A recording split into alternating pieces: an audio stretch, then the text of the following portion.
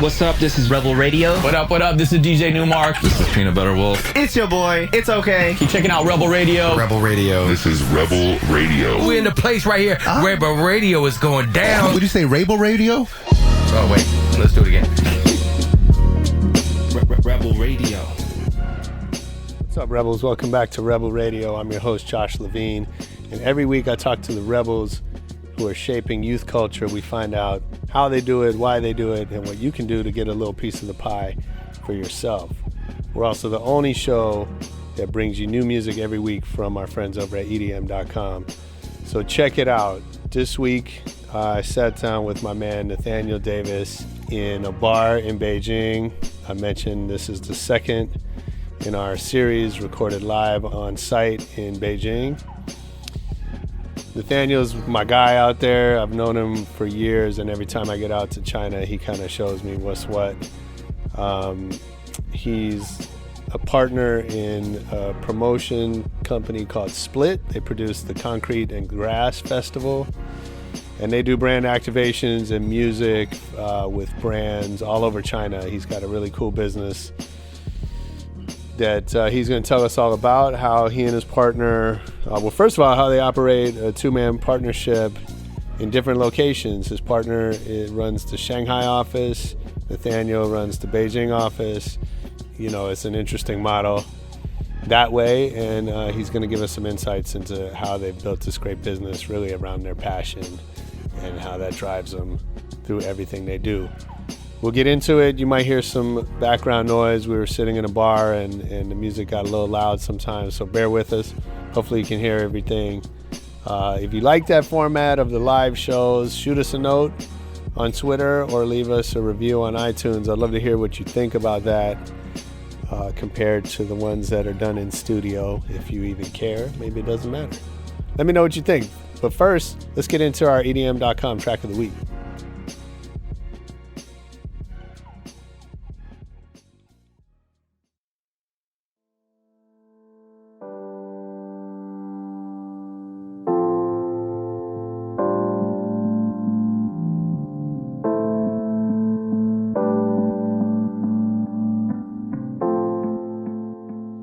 Yo, that was Broken Roots with Learn to Unlove, our EDM.com track of the week. If you like that track, I hope you did.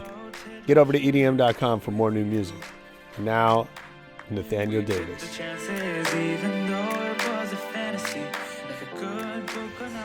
Hi, here we are, Rebel Radio, live from Beijing. Dude, you sound official.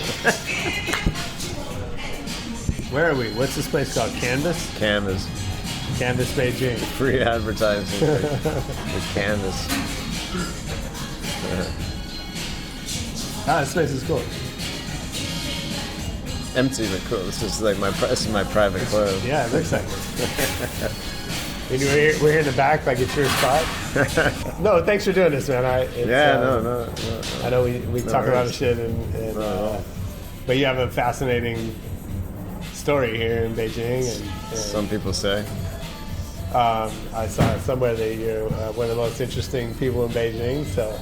Oh, that was years ago, and I think they mistook me for some other guy. I have a feeling you're still pretty interesting.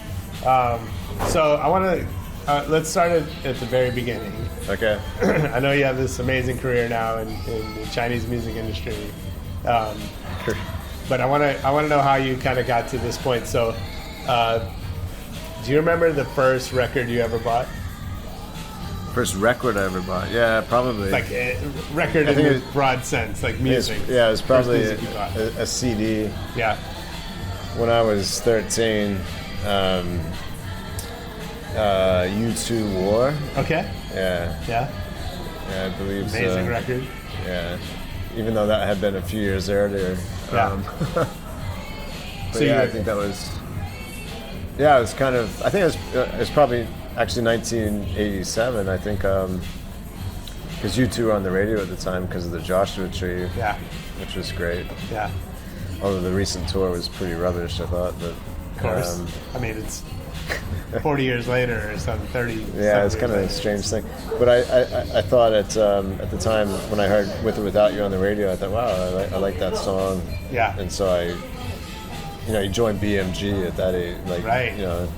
13 CDs yeah, for exactly. 1 cent. But I remember the one I wanted was U2 Wars. It seemed like a cool cover.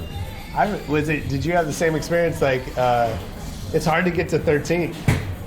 You end up like running out of stuff you really want, and then you're kind of filling in like. Yeah, I'm sure I got like a lot of rubber CDs that I really didn't. I think never I got listened like, I got it much later in life, and like, I already had like a record collection, but then at one much point. later. You're like 2 years older than me. No, but I think I got it like in the 90s. I was like, Okay. why not get 13 CDs for a penny? Like, that seems like a good deal. And then you learn, like, they fuck you on the... I don't know. I think it was still cheaper, like going to the mall and buying CDs. Yeah. Like, I'm convinced of that. No, I think so. Maybe I've got my as math long as you wrong, canceled, like, in the right yeah, time, or you sent shit back or whatever. But, like, I ended up with, like, Iron Maiden and stuff that, like... I was like, yeah, that, it's a penny, so I'll just take some shit that I wouldn't normally... You wouldn't buy those if you had to. Not normally. Not that there's anything wrong with Iron Maiden, but I wasn't like a metal... They're actually in China last year. Oh, really? Although apparently... I mean, it turns out they built like an amazing career over the years. But I'm saying, like, I wasn't a metal fan, but I kind of knew of them, and Right. I was just like, yeah, I'll take it. It's probably like a scary looking cover Yeah, for sure. on the album. For sure. Thought your parents wouldn't like it, so you bought it. So you're like into indie modern rock at the time, they called it. Well, Is that I mean, I was a kid, so I didn't Yeah. know what I was into, really. Not... Because you listen to the radio, and what's on the radio? It's all... Well, I mean, I guess U2 was on the radio, where but... you were, yeah. But, it's mostly pretty mainstream pop 40 stuff, which, whatever, you're just kind of sifting through things and trying to figure stuff out, and then, you're listening, some friends are listening to different stuff, and so you get into different things. But I think eventually, we started listening to that kind of, New Order and Depeche Mode and REM and U2, who were kind of cool at the time. Sure. And The Cure, and the Smiths, all this kind of stuff. Yeah. So- Morrissey, that's the guy we were talking about earlier. Some Morrissey. Remember I said earlier, like, somebody, like, ran their mouth and they should have just kept their mouth shut? It's fucking Morrissey. I feel like Morrissey should be allowed to say whatever he wants to say. So does Morrissey feel that way. Yeah, which is a good thing. Like, I'm glad that he feels, justified. I don't know what the word is to just talk about what he feels like talking about. Because I think it's an important thing to feel that way. If you feel like you're going to be censored by whoever and you shut yourself up because of it, then that's probably not a good thing. I mean, regardless of what you're saying. We could do a whole show about that. We're in a weird time in culture right now, as far as like freedom of speech and all of that. Absolutely. I'm all for Morrissey having the freedom to say whatever he wants to say, and then we deal with the aftermath. All right, I'm down with that. So, when did music become a career for you? Well, not until I moved to China, and What year was that? well, I came in 1998, a year after finishing college. I had actually worked on a show in 1997 for U2 Oh, really? in Atlanta. Yeah, a friend of mine was on the tour, and I was down there at college at the time, so I said, well, come along to the show, and I'll get you a job for the gig, and then it's an easy thing that you can watch the show. Nice. So that was perfect. So I went and did that. I had to watch the ticket takers to make sure they weren't letting people in, or, doing That's something. an important job. Doing something sketchy. I've been a promoter and exactly. had people let in that, I wish I had somebody watching. Yeah, so U2, they have like everything covered. So they hire people locally Smart. to watch the locals. Yeah, that's really smart. Hopefully that works. I don't know. But yeah, so I got this all access pass. I could go wherever I wanted. So my job was done. After everyone was in, I just walk around, see the show from different vantage points, and I was up in the rafters, walked all the way down to the front. That was cool. sorry, I'm not answering your question. No, that's a So cool. to come back around. So that was like my first idea of like working on a big show, I suppose, and then And did you know in that moment that that's what you were no, gonna not do? at all. That was for me just a way to get into the show. Yeah.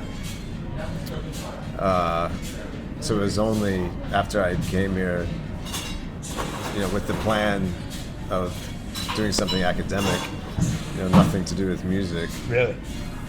Yeah, I was going to study Chinese for a couple of years and then maybe go back and do a PhD in Chinese history. That was my initial thought. Wow. That kind of morphed along the way to doing something like in the development field, international development. I was working. My first job after studying here for a year was,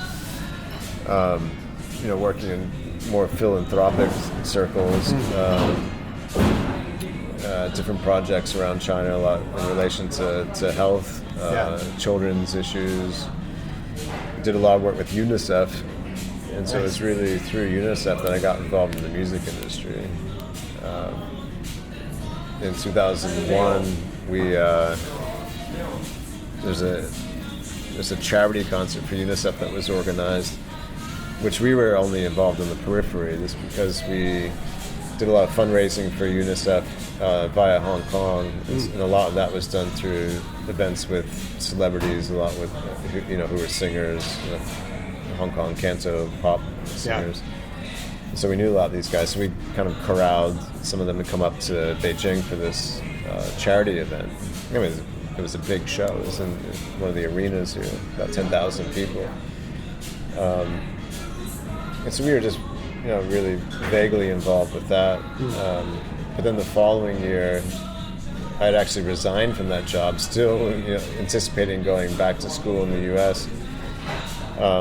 Then having my mind changed when UNICEF offered me a job, so I ended up back in Beijing for that, and ended up working on the concert that year in Shanghai and being more involved. Actually, I was given the task of booking international artists for the event. Interesting. Which, when they told me, "Can you do this?" I said, "I don't know. I have no idea how, but I guess I can try." And what happened? Well, we managed to get a couple of international acts. Katie Lang, Okay. who flew over from LA. This is part of the thing, because as a charity event,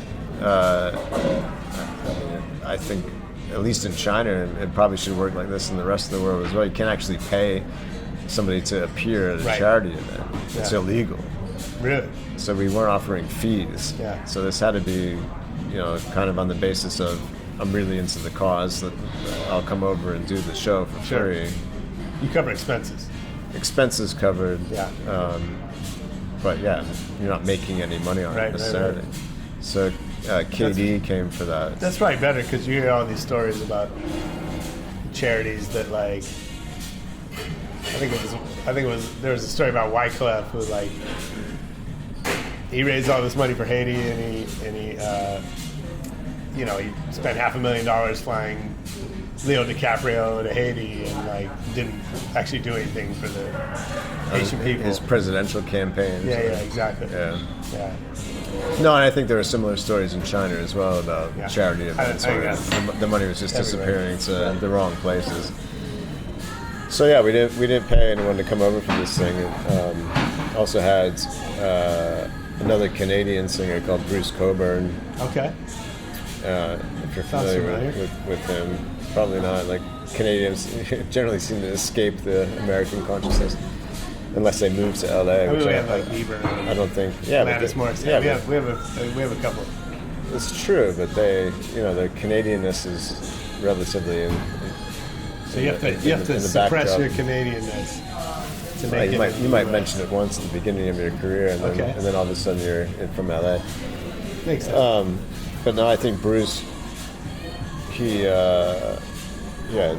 remains in Canada, but it's like prolific singer-songwriter. I think 30 albums now. Oh wow! Probably. Yeah. Who does that? Yeah.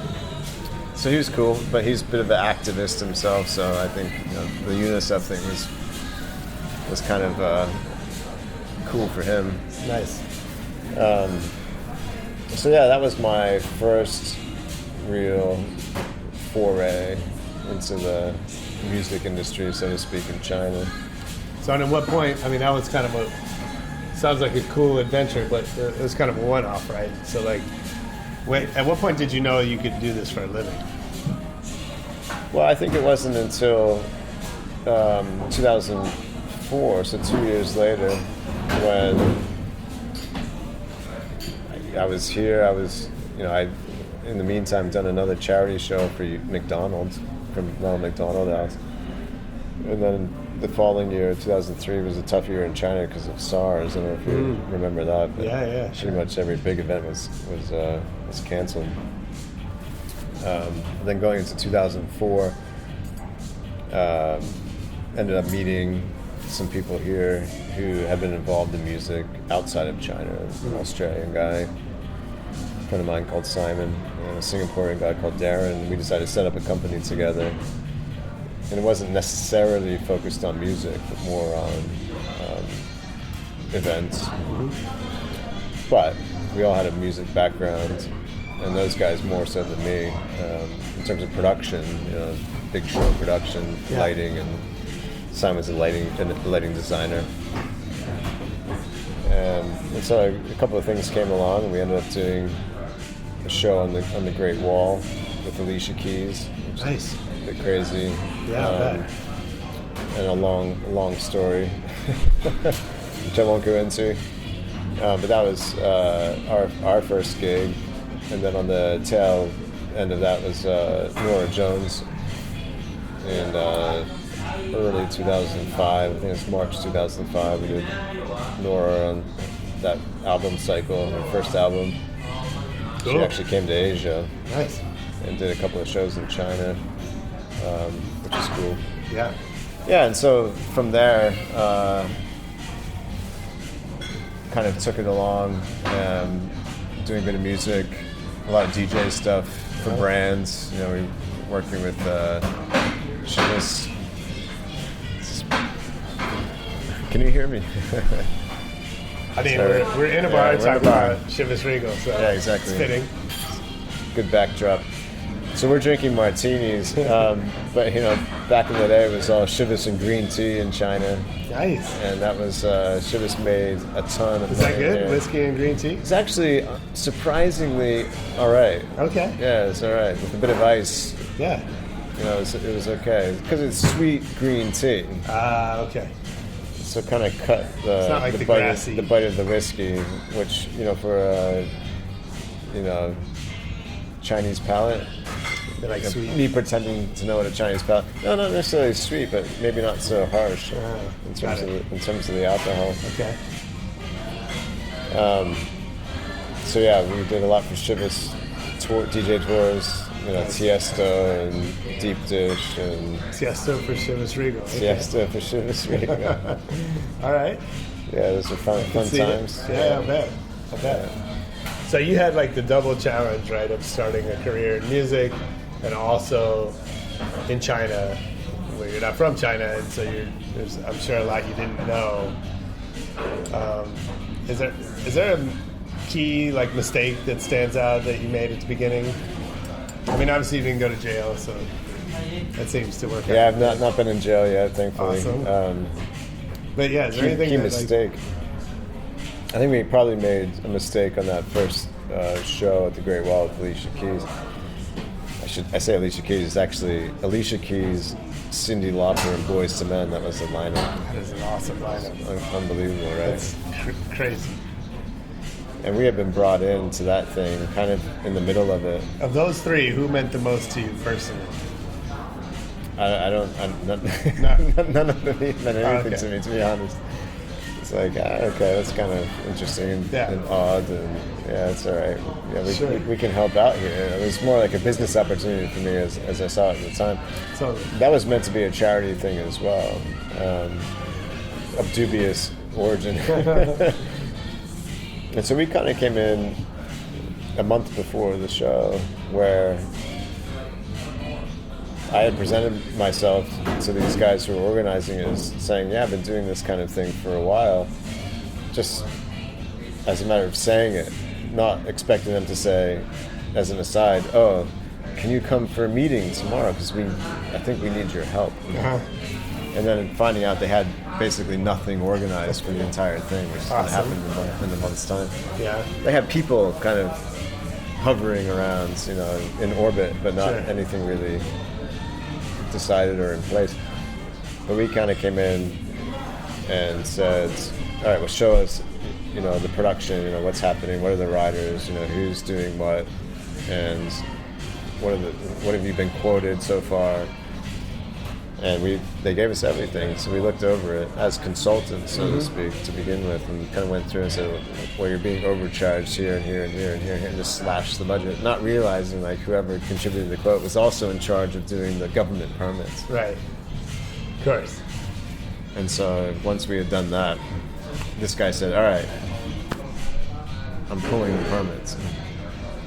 So it's a bit of, naivete on our part to think we could just kind of come into the middle of something and do what we thought should be done without, recognizing the relationships involved and the political nature of it. I mean, it's funny you say that because I think, for those of us who know like a tiny amount about China, it's easy to assume that permits and working with the government are like one of the big challenges. And yet, in the U.S., I constantly run into people who I get a call from like big agencies who want to do some crazy stunts or whatever and want our help with production, and I'm on, and like 70% of the time I'm like, there's no way you're going to get a permit for that. Right. Like either you need more time or that's illegal or like someone's going to get hurt. Like it's often overlooked. And I think, in both the entertainment side and the brand side of like physical marketing, right, that people just don't get, they don't wrap their heads around that. Yeah, I think for here, in terms of China, for sure, it's definitely a crucial part of anything that you do is like dealing with the government on whatever level. Or avoiding dealing with the government on whatever level. Yeah, of course. As the case may be. Yeah. So it's always challenging. I think we've been quite fortunate so far in terms of our own stuff, stuff that we're putting on or promoting. Yeah. For whatever reason, I can't actually mark it up to my particular savvy in dealing with it all or anything like that, but taking things cautiously and trying to be smart about it all, I think is kind of the key to it. So jump into that. So you started Split, your own company. Yeah, so we started. So we actually started a company because of that show on the wall in 2004. Okay. Which kind of segued into my current company. 2 years later, Split United, which is kind of a little consortium of companies at the moment. Okay. So, and that's you and the great Archie Hamilton. The great Archibald. Who introduced us, right? 'Cause I met him first. How was it? Okay. I forget the guy. There's a British guy who I knew barely. I knew him like over email, and then I told him. I forget how I even talked to this guy, but I told him I was coming to China. I was going to Shanghai first. Okay. And he's like, "Oh, you should meet Archie." And then Archie introduced us. That was 2008. So shortly before that, you guys had started. Yeah. So we Split. Well, we started in 2006. Yeah. So last year was our 10th anniversary, which is Nice. Still hard to believe. I bet. So just finishing 11 years at the moment. Wow. Yeah, our first show was December 2006. What was the show? That was a show which is part of a series we were doing for Bacardi at the time. That was a British band called Maximo Park. Oh, yeah. Which probably never really made it to the U.S. Yeah, we've heard a of little them. bit. Yeah, no, I know they've toured. We've heard of them. Yeah. We don't know anything about them. Probably but we've not. heard of them. Yeah, there's a lot of bands I like speak that. for America. Yeah, like Faithless, and there's been a lot of British bands that we promote. What gave you? So you and Archie are both foreigners living in China. Archie's British, yeah. Yeah, well, it's Scottish. Yeah. Even worse. I don't know what that means. He wants independence. Oh right. I can't say that in China. So. Yeah, that's. Yeah, we're foreigners. So the question is, where'd you find the confidence to start a company together at that stage of your career? I think because we'd already started a company. Yeah. At least I had. And Archie's just a bit of a chancer by nature, and he had moved to China to do something in music. Having, not knowing anyone here, except for one of his best friends, but who was not involved. He was an attorney, not involved in music at all. So knowing no one in the music industry, I think when I was introduced to Archie, I think the friends who introduced us, actually mutual friends, said that Archie wanted to do something in radio. So something in music, but I think he had a completely different idea. So why'd you pick him as a partner? Well, I don't think I picked him so much as he picked me. Okay. Well, let me ask it this way. What makes, now having done this for 11 years, what makes you guys good partners for each other? Well, I think, from the beginning we've always complimented each other in terms of work style or what he's good at, what I'm good at. So it just kind of worked naturally. So you didn't know that going in, right? Not necessarily. Yeah. Was there something? I'm fascinated with partnerships and Right. how they work and when they don't, Sure. and all that. So was there something you could look back on to think that you did right at the beginning that set the partnership on the right course? No, I don't think there's anything conscious about it at all. I think it's just kind of, Just roll with it. you just roll with it. Yeah. And I think it takes at least one person in the partnership to be the compromiser, I suppose, or the one willing to listen more to the other rather than raise objections. Yeah. At least at a grander level. Of course, in any partnership, in any business relationship, there's always going to be discussions and disagreements and arguments about everything. Sure. But at some point, you either go forward or you don't with whatever decision. And I think there wasn't a whole lot of, this is the way we're going to do it, and kind of laying it out from the beginning in terms of ground rules or anything like that. We just kind of went with it, and as we went along, you just figure things out. And then you develop working habits or working relationships, doing things in certain ways and, discussing everything, making decisions together, voting on things when you need to. Yeah. Because, there's actually three of us. It's not just the two of us. Oh, okay. Yeah. That helps with the voting. There's three directors, which helps with the voting. Yeah, I can't really vote. But 1-1. Sorry. Again. There's the dog. This is maybe not really a fair question, but you're in Beijing, he's in Shanghai. Yeah. Does that help? That you're does it help that you're in different offices? Obviously you don't know. That's an interesting question, actually. I've thought about that. I think it probably does help because I think, to reveal ourselves a bit, I think, if we've been actually sitting side by side day after day, it might not have worked. It's a different Yeah, dynamic. it might not have worked. Yeah. Because we are quite different. We deal with things in different ways, and we're different personalities. So maybe that distance, that separation has helped, actually. I think it might be true. Yeah. So I know you guys have this great festival. Yeah. It is a good festival. So I've heard. I haven't been. Next year. I wish. Yeah, it's called Concrete and Grass. This year was the third year. So you're doing another festival before that. Well, to bring it back to Faithless, we actually had a festival in Shanghai in 2007, so in our first year of business, really. Yeah. Also supported by Bacardi, although not entirely sponsored by Bacardi. Otherwise, we wouldn't have lost as much money as we did. But that was with Faithless headlining, which is probably the reason. That was the Jew festival? No, that was actually called the Yue Festival. Yue.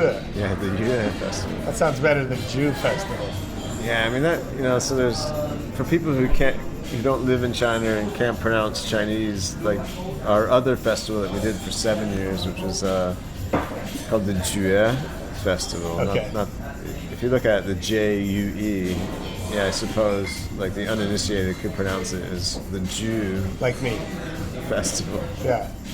which might work for some people. Probably not in China. No, I mean no one's wearing yarmulkes or Somewhere anything. along the eastern seaboard, maybe. Yeah, we're not from Connecticut. Close, but not.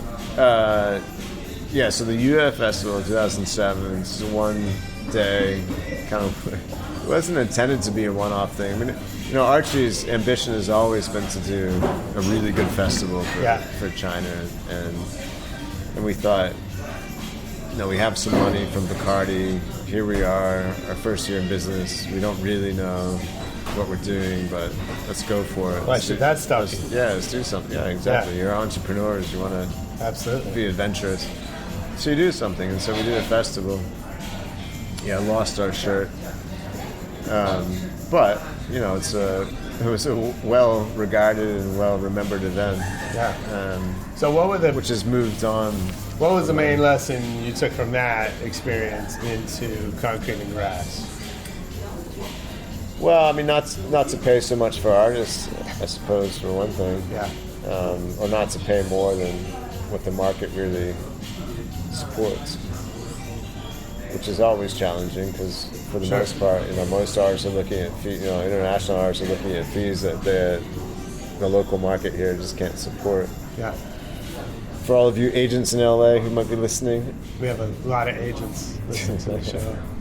Absolutely. that's the main lesson for China. Yeah, of course, there's silly money here floating around, but it's not real. It's not really real in terms of what ticket sales can support. Well, it's interesting. I have a lot of friends who are artists who, whenever I mention China to them, they kind of the response is usually like, "Oh, I heard there's money out there." Yeah, there's short-term money, Yeah. which probably isn't very sustainable. So there's a market here for sure, and if you want to build it, then you can build it. But the build shacks to be something probably for most artists relatively slow. So who's done a good job from the West, and what have they done right? Linkin Park. Yeah. Yeah, Linkin Park. I've heard that. Right. I mean, Folks that's here. yeah. What do you think they did Full right? transparency. The host works for Linkin Park. Oh yeah, we know. Okay, good. Yeah. I'm glad you've been transparent about that before tonight. Well, I'm not sure it's actually them because I think they obviously had an advantage being super famous already. So step one. Yeah, no, that's Sell a very, shitload that's of very records. true. And obviously I get a lot of emails from bands or artists around the world saying, I'd like to come to China. Yeah. They find us via our website or you Google music in China or whatever, and they find us, and so they'll say, I'd like to come, and I have to reply saying, well, it is very difficult. Like, we bring a lot of independent indie acts here who in terms of their indiness already have some sort of profile internationally. Sure. Whether that be in their home country or actually like more international, just outside of Asia or what have you.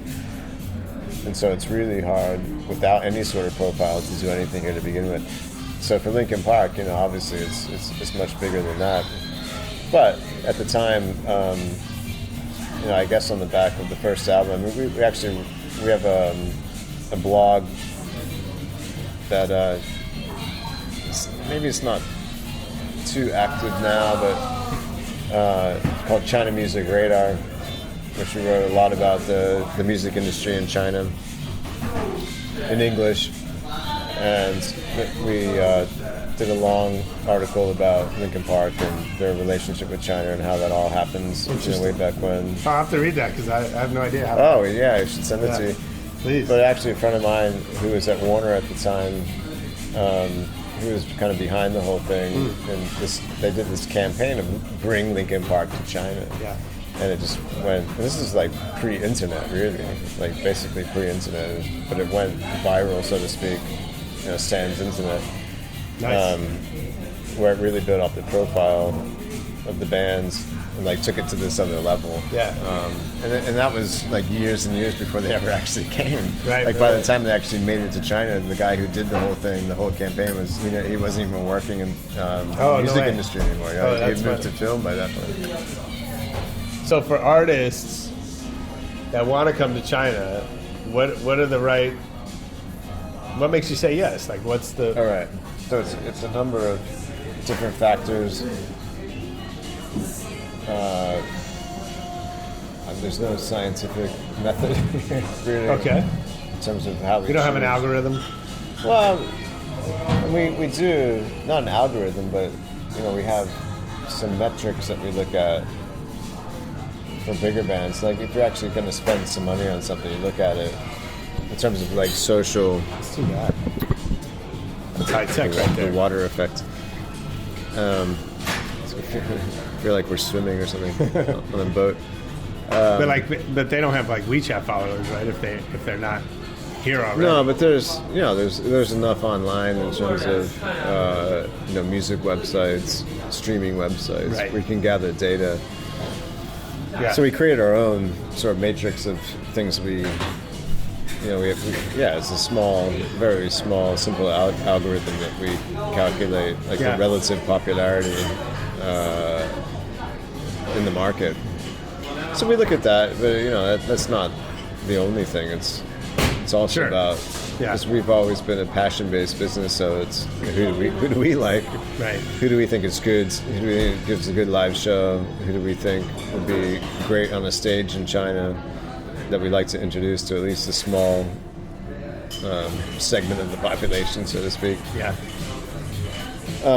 So it's a mix of that and what's going to sell tickets, or what's an interesting story, or who do we think we can build here. So it's been a real mix of things that we've done, even though we've been focused on a lot of mainstream, less poppy stuff. Sure. But we brought Jared Leto's band, for goodness sakes, for a festival, and Ludacris, and nice. These kind of folks, which was cool, and probably helped sell some tickets. Yeah, I'm sure. But we've also done on the back of sort of me writing to Bob Left sets.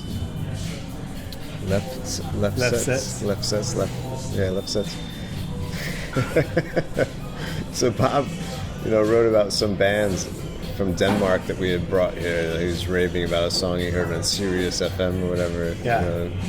Bemoaning the fact that they'd never make top 40 play. So I wrote to Bob saying, "Hey, we just brought this band. They did like 6 shows in China. They're all sold out, and blah blah blah blah blah." And so he reprinted my letter in his weekly thing or whatever. That's cool. And so on the back of that, I got all this email from different people saying, I represent so and so. No, nothing big, obviously, like smaller artists. Sure. But saying, I represent this artist, and we'd love to come to China. And one of those was this guy called Abaji, who is, ostensibly from Paris, very mixed, Armenian, Greek, Syrian backgrounds, and plays like a wide array of instruments, and he's a really entertaining performer, performs solo. And so his manager wrote to me and said, Abaji would love to come to China. I was like, who is this Abaji? So I just Googled him. But, he's played at Lincoln Center, and he's on NPR. And I was like, okay, like so he has some relative degree of profile. Like, sure. Listen to him. Yeah, it's good. It's good stuff. So we brought him here. Nice. So stories like that. So that it could be anything.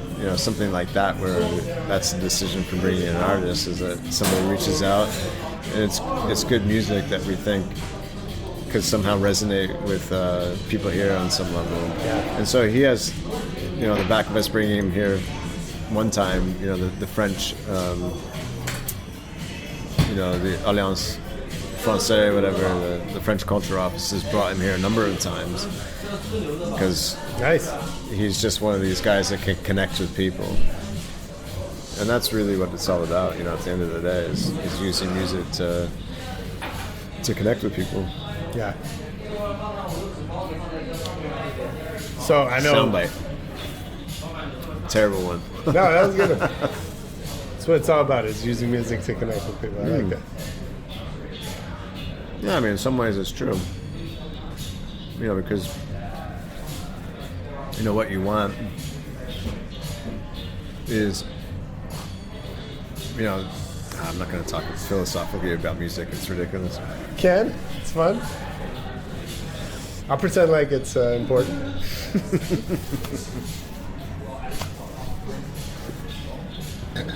No, it's true, because that it's part of the thing that keeps you doing what you do. Yeah. Because if it's all about commerce and about number one hits and selling stuff,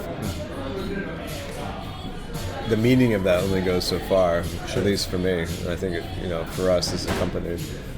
So it really is about bringing something that's new and interesting and fresh and challenging and inspirational and hopefully beautiful. At the end of the day, to reach a Chinese audience that maybe is in need of something like that. Well, you're kind of alluding to this, but there's a lot of ups and downs in having your own business and especially this business, I'm sure. Any business. So there must have been times when you thought about packing it in, moving home, or giving up on the mission. What kept you going? Probably just a general commitment to seeing things through that you start. You might want to chalk that up to some sort of Protestant, New England Protestant work ethic. Nice. But got us this far. Yeah, no, I mean that's I think that's certainly part of it. Like your upbringing, sure. What you've been taught to do. You stick with things that you start. Yeah. And being committed to things. So when you read, like, I don't know if you read the like startup literature right now, lean startup or any of that shit that's like fail fast, move on quickly. Does that like resonate with you at all? No, I'm not that kind of entrepreneur. I don't read any of that stuff. I don't really know about any of it. I mean, the language you're using sounds familiar, so sure. I've probably seen something. It doesn't. I'm not Travis, whatever his name is. Scott. Barker. Travis Scott. Dickel. Kalanick or whatever. Yeah. Right? Yeah, Travis Kalanick. Who I met in Beijing. Let's just say you're not Travis anybody. I'm not Travis anybody. No, but that guy, I mean, he was in the music industry. He started pre-Napster. He had like a Napster, pre-Napster Napster. Yeah, how'd that take? He got burned. He got burned, sued, and everything else. But so he's the sort that will bounce back and do something completely different and new. And he's always on the lookout for that. That's not like I'm not that kind of business person or entrepreneur. I don't even really consider myself to be a business guy, businessman, whatever. you do something that you're interested in, and you try to make that work. That's about all it is. Yeah. And I think hopefully there's room for people like us in 21st century capitalism. Yeah. To do something that you're passionate about and to make it work and to be successful at financially, because that certainly has to be a part of it, because if you're not, then you won't survive. But it's not the be all and end all, is to make a certain amount of money or to achieve a certain amount of revenue or profit. At least not for us, it hasn't been the motivating factor anyway. And hopefully it will move in that direction, but that's only hopefully with the end result of being able to influence and do more in terms of music in China. Just bring more interesting music here. Absolutely. Yeah. So I know you work with a lot of brands. You mentioned Bacardi and Chivas, and I know there's a lot of others that you work with. Who's doing the best job of supporting music in China? At the moment, probably, it's hard to say, but oddly enough, probably this Danish brand, a beer brand called Tuborg, also one of my clients. Of course. But they spend a lot of money globally on music stuff, mostly in Europe. Although oddly enough, in the latest series of Stranger Things, I saw a Tuborg right? gold neon sign. Good product placement. Yeah. Or branding placement. So I'm not sure what that was all about, but they're very active in music in China and have been since about 2013. Mostly outside of the main cities in China, which is interesting. So we've been doing a lot with them out and about in the hinterlands, which is interesting for them and interesting for us. But I think they've developed a real market, and all of that kind of centered around using music as the platform. I mean, in the U.S., like, when I always tell brands, if you can justify marketing outside of the major cities, absolutely do that. Like, sometimes it's hard from a volume perspective or whatever, but like, you get so much further, not just for more for your money, which is pretty obvious, but just like the response you get from people on the ground in these second and third tier markets is like unbelievable. They treat you like kings. Right. And in New York, LA, they treat you like, cash They don't machine. care. They don't care. Don't care. Yeah, absolutely. And no, I love that strategy. I try to push all my clients when I can. Yeah, it's a whole different ballgame because you have to be aware of what consumers want outside of the major markets, which is not the same. It's a very different sort of proposition. So you have to be in tune with that. At the same time, like, for example, this past year with Tuborg, it was a global campaign. In the previous years, it's just been very localized in terms of China. This past year, there was actually a global thing that was the main driver for whatever was happening in China. Mm-hmm. But that was happening in what Tuborg considered to be their three key markets, which were India, China, and Russia. Wow. China being the primary market, and the global thing was centered around a collaboration. So they tapped Major Lazer. Awesome. To be like the global sort of, spokesperson or people. Brand ambassador or whatever. Yeah, random ambassador. Because for China, like, nobody knows Major Lazer. Really? Yeah, nobody knows who Major Lazer are. Even though we brought Diplo here, years ago, but nobody knows Major Lazer. Okay. But they have a bit of cachet. Like, once you look into it, like, oh, it's kind of cool, like in terms of EDM or whatever. Yeah. And obviously Diplo's done a lot of cool stuff over the years. but in terms of mainstream, visibility here, it's not completely non-existent. So to counter that, then the thing was, the collaboration was with the Chinese artists. So who do you choose? Yeah. And so the choice, really was somewhat obvious, maybe in some ways.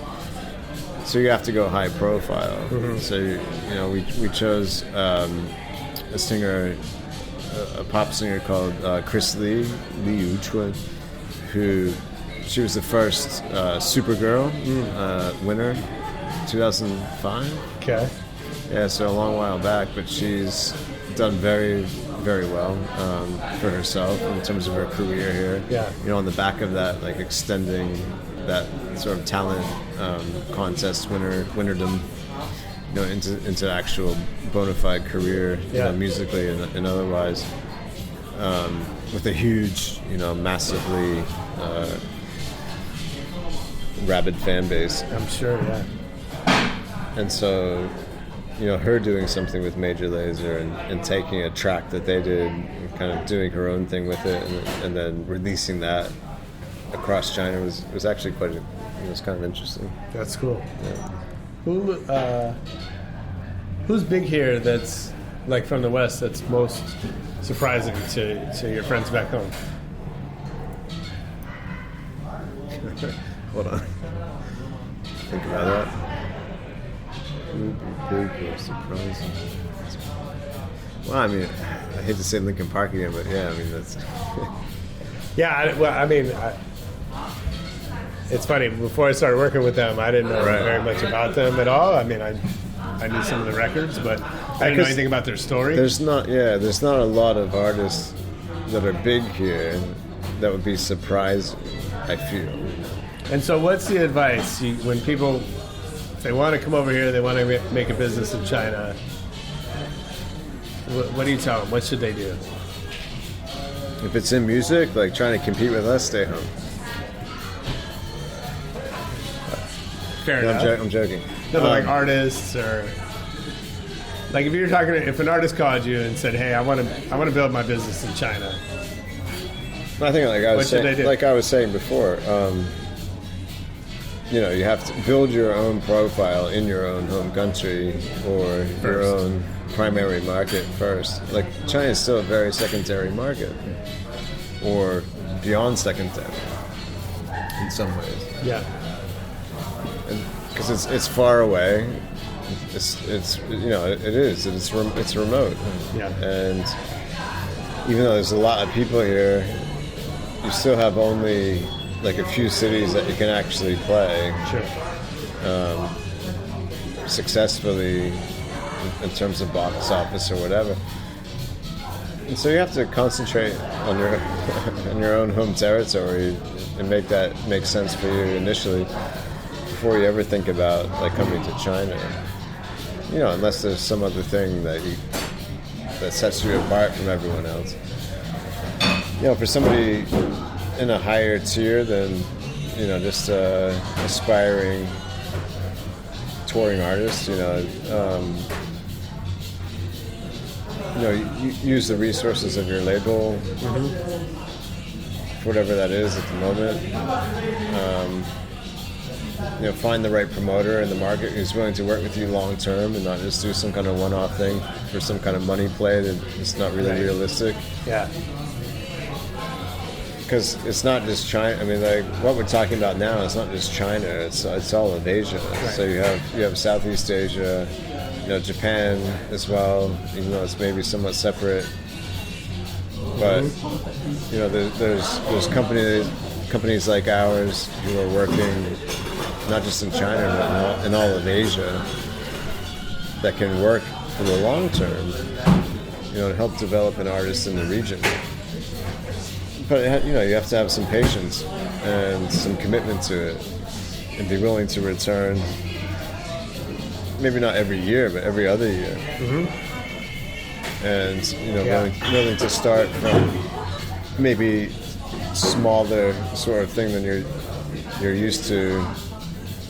Even if you're at the you're building yourself in the U.S. or in Europe or whatever. You're doing bigger venues.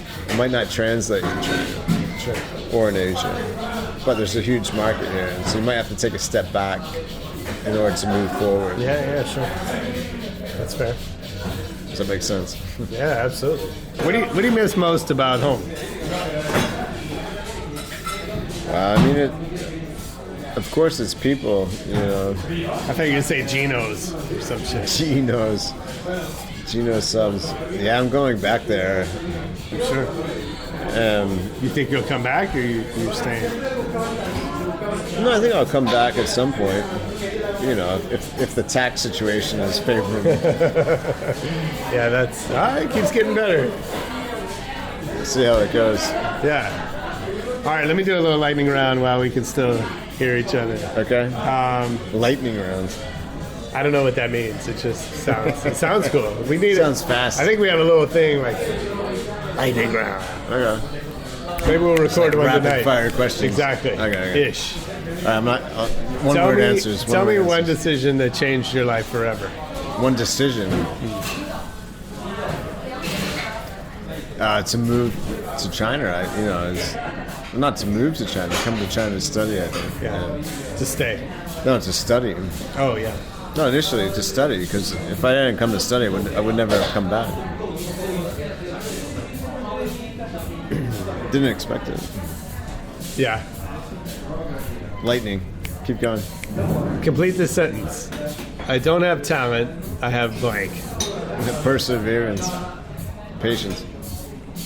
So if I worked at Split, what's something I would hear you say over and over? Interesting. I don't talk a lot, so I'm not sure.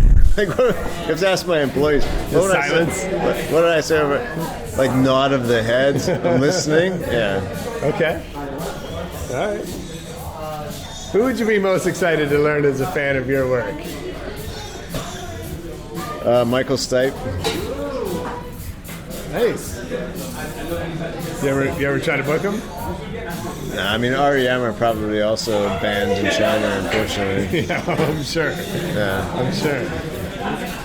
What's your favorite city to travel to?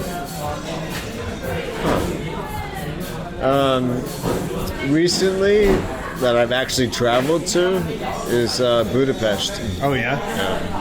What about in China for people coming here? What city should they definitely visit besides Beijing? Besides Beijing, like outside of the main cities, What's the gem? I don't know if there's a gem, per se, because all of the country is very diverse. It's very interesting. It's really very different, like wherever you go. I have like a soft place in my heart for a place out west. It's not actually even a province. It's like a self-autonomous region, which is called Ningxia. Okay. And the capital city there is called Yinchuan.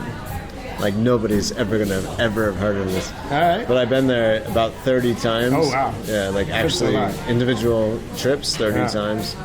I was actually there on 9/11 Wow. when I was on the phone to New York with one of my best friends as she watched Tower 1 collapse where I used to work, and I used to work in Tower 1 years ago. So yeah, it's like on the border of Mongolia, this desert. They eat a lot of lamb there. Uh-huh. It's a good place. Yeah. It's interesting. Is there a book that's had the biggest impact on you? A book. Yeah, I mean, the Holy Bible. Okay.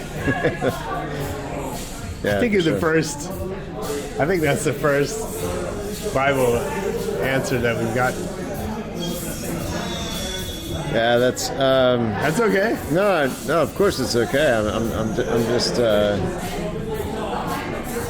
don't know. I'm not surprised. I suppose saddened that it's the first. I think it's Well, to be fair, probably the most important book for all of humanity. well, to be fair, Probably, definitely.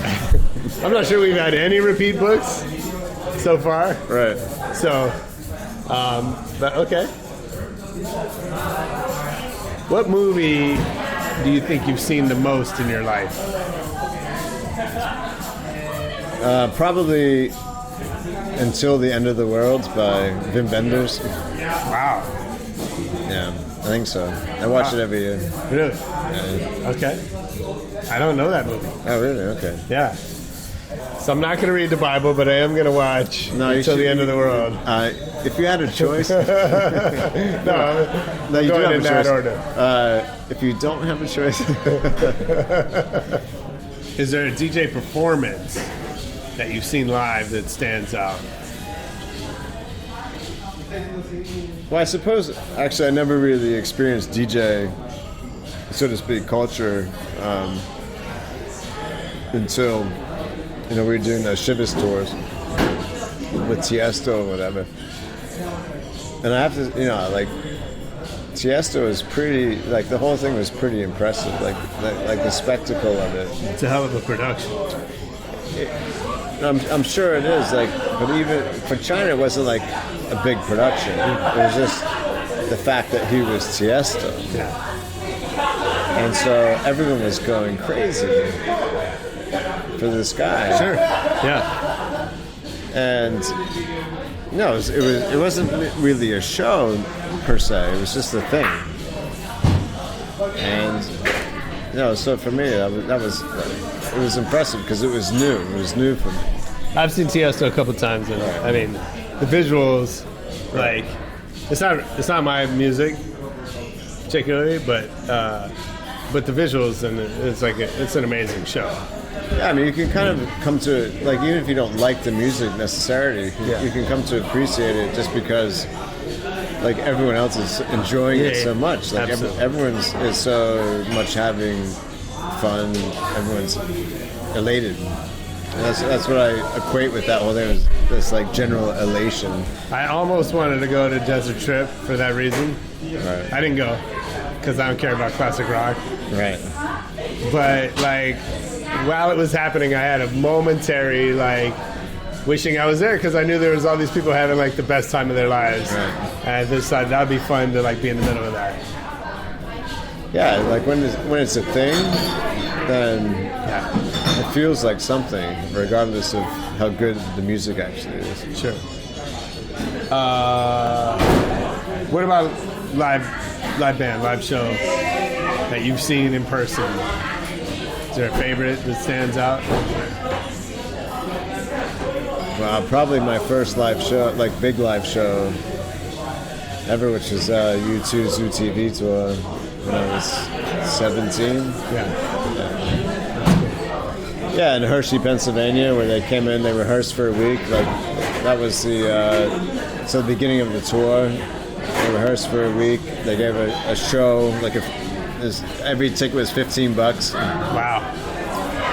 Remember that? That's crazy. The end of the week, Friday night, $15. They gave it all away to local charities. And so everyone, they just booked the ticket. Yeah. So how does everyone find Split or you or the festivals? Or how do we find you online? Oh, how do you find us? In the U.S. In the U.S. Yeah, so don't give us WeChat. Well, we have Facebook, of course. We have Twitter. No, Twitter. Yeah, Twitter. Split. Instagram.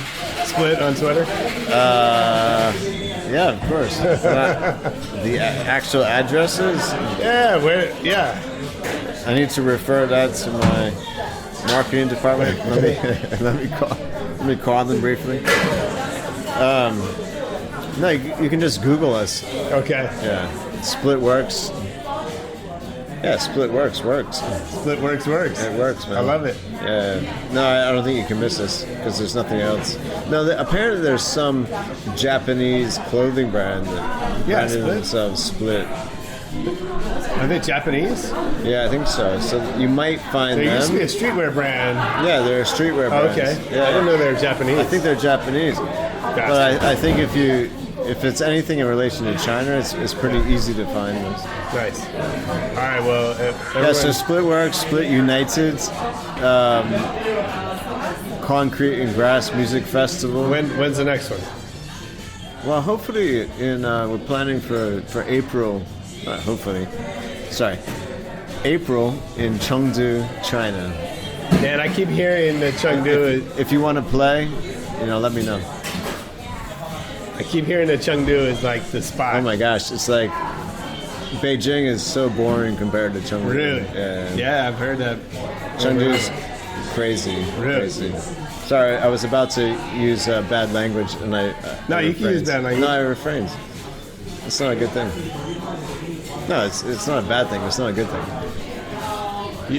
Improper use of anyway. Long story.